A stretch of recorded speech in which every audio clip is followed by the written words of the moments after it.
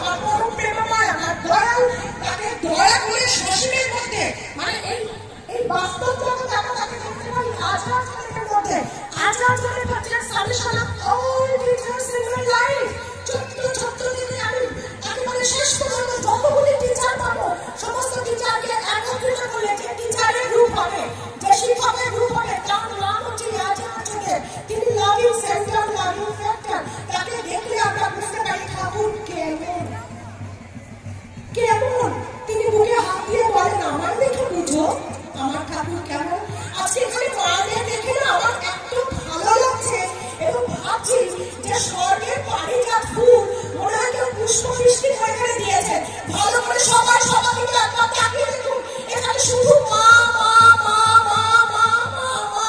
দাদা কোথায়? মায়েরা, শুধু মায়েরা। আজাদুলের বলছেন মায়েরা সব পারে, সব পারে, সব পারে। তাই ঠাকুরের কথা বলতে ইচ্ছা করে, ঠাকুর ঠাকুর তোমার ভক্ত এত সুন্দর, ঠাকুর তুমি কত সুন্দর, তুমি কত সুন্দর ঠাকুর, তুমি কত সুন্দর। শিশুর মতন বলতে ইচ্ছা করে। আচার্যের পদপথে আমার আগুলিত প্রণাম। আমি আজকে যা বলবো তার মধ্যে সমস্ত কথা কাশির পদপথে লুটিত হবে। পূজ্যপাদ অভিজ্ঞতা রানা রাতুল চন্দ্র অনন্ত করে প্রণাম জানাই। খাবার বলবে তার বয়স মাত্র 34 বছর। তাকে মনে হয় যেন 34,000 বছরের এক্সপিরিয়েন্স।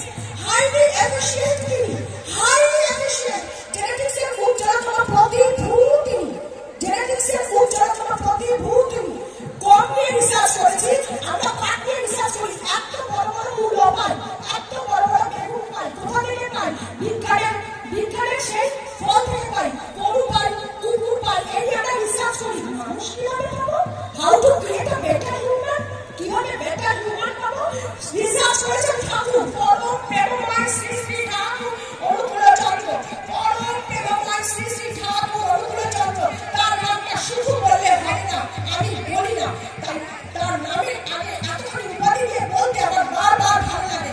তিনি রিসার্চ করেছেন how to create a better human. বিজ্ঞান বলছে ডিএনএ চেঞ্জ হয় না, বিজ্ঞান বলছে ডিএনএ চেঞ্জ হয় না। তাহলে কি করে ডিএনএ চেঞ্জ হয় না? যদি তাহলে বাদল থেকে আমি মানুষ হলাম কি করে? ছিলাম তো বাদল, মানুষ হলাম কি করে? Everyday practice, everyday practice, everyday practice, I become a human.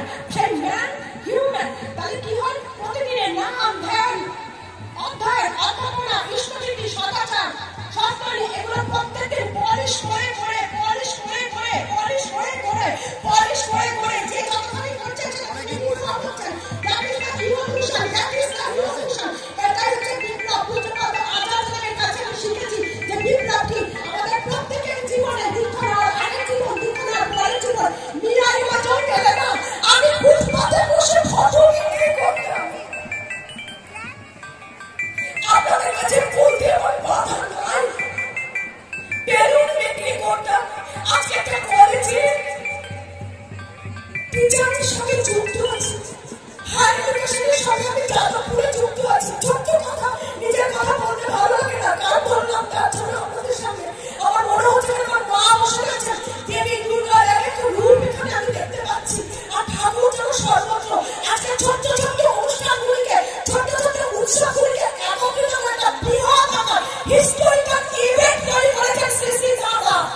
Historical event তৈরি করেছেন শ্রী শ্রী দাদা। ক্ষুদ্র ক্ষুদ্র উৎসব, ক্ষুদ্র ক্ষুদ্র উৎসব একসঙ্গে একত্রিত করে দিলেন, জোর করে দিলেন বৃহৎ আকার।